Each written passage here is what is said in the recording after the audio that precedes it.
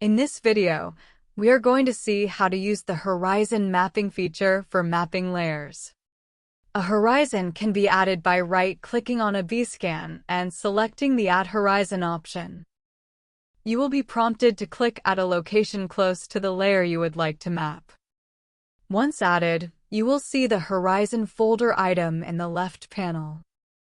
Select this to show and choose the settings for this horizon.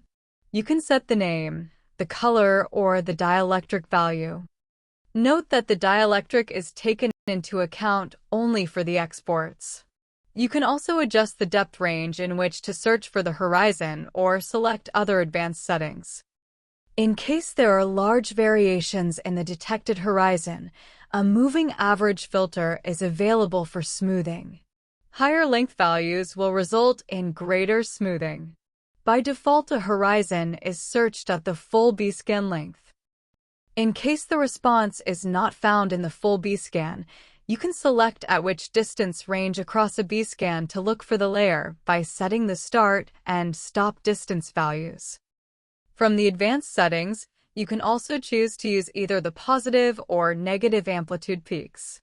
You can adjust all necessary changes and afterwards click on the Search Horizon button to apply. A horizon can also be added from the Analytics Road menu in a similar way. With every added horizon, its map item is also created and plotted on the slice view. Expand the Horizon folder to show the map. Selecting this will show the map settings on the right panel. Adjust the limits, such as only the part where most of the data lie is included between the two cyan lines. You can also set the search radius or cell size if needed. By default, a horizon depth map is created. However, there are other map types that can be generated. Select the Horizon folder and click on the Add Horizon Map item to show the options. Apart from the depth map, a map with the thickness values as in depth difference between horizons or an amplitude map can also be created.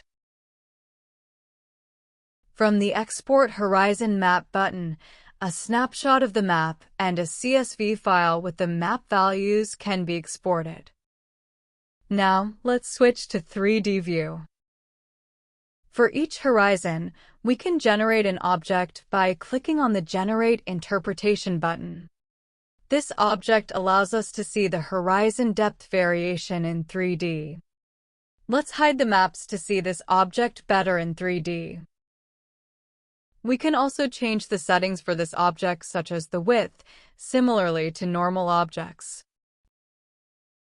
In the same way, we can add multiple horizons and optimize by adjusting their individual settings. You can add up to 15 horizons in GPR Insights. The Fit to Viewport option allows us to display the full B-scan in the window. This can be useful for visualizing the horizon variations across a B-scan or for exporting snapshots of the full line. Now let's generate objects for all the created horizons. Let's hide the horizon maps and switch to 3D view. We can also select all the created objects and adjust their settings all together. Now we can visualize the full layered structure in 3D.